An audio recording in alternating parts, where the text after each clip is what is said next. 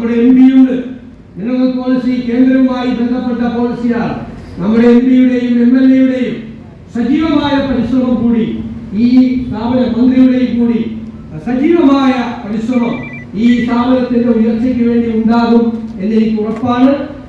ഈ മനോഹരമായി നവീകരിക്കപ്പെട്ടത് ആർക്കുകൂടി മുകളിലുണ്ട്.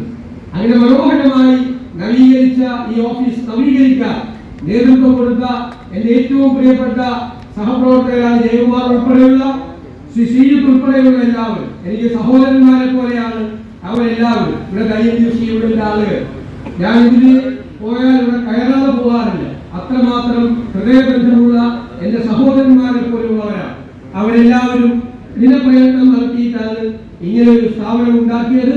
അതിനിടത്തെ പാർട്ടി പ്രവർത്തകർ എല്ലാവരും നല്ല പിന്തുണ നൽകിയിട്ടുണ്ട്. എല്ലാവരോടും ഞാൻ ഉറപ്പായി പ്രത്യേകമായ നന്ദി പ്രകാശിപ്പിക്കാൻ ഈ അവസരം ഉപയോഗിക്കുന്നു.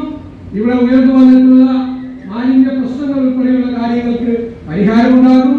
DCW കാഷ്വൽ തൊഴിലാളികളുടെ വിഷയം പരിഗണിക്കും. ഈ സ്ഥാപനവുമായി